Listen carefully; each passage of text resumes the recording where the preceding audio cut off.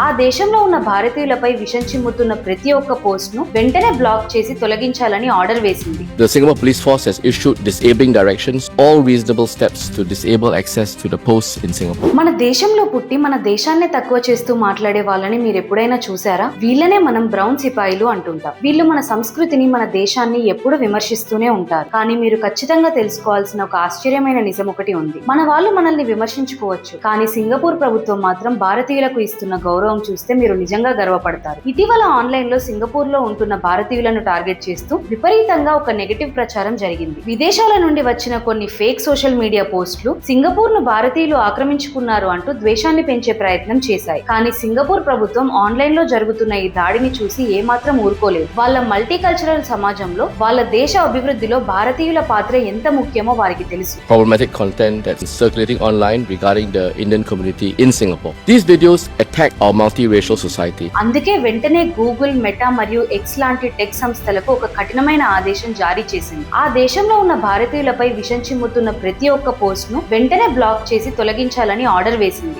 The Singapore Police Force has issued disabling directions to Google, to Meta, and to X to take all reasonable steps to disable access to the posts in Singapore. భారతీయులపై ఇలాంటి ద్వేషాన్ని తాము అస్సలు సహించబోమని ప్రపంచానికి తేల్చి చెప్పింది. అదే మన brown సిపాయిలు అయితే ఏం చేసేవాళ్ళో తెలుసా? ఆ ఫేక్ వార్తలను గుడ్డిగా నమ్మేసి as an Indian I'm ashamed అంటూ మన పరువును మనమే తీసుకునేవాళ్ళు. ఒక విదేశీ ప్రభుత్వం మన భారతీయుల కోసం ఇంత అండగా నిలబడితే మనలో కొంతమంది మాత్రం మన దేశాన్ని ద్వేషిస్తుంటారు. భారతీయులను కాపాడడానికి సింగపూర్ ప్రభుత్వం తీసుకున్న ఈ అద్భుతమైన నిర్ణయం గురించి మీరేమనుకుంటున్నారో కింద కామెంట్స్ లో చెప్పండి. మన దేశాన్ని తక్కువ చేసే వాళ్ళకి ఒక చెంపపెట్టు లాంటి ఈ వీడియోను ప్రతి భారతీయుడికి షేర్ చేయండి. జై హింద్.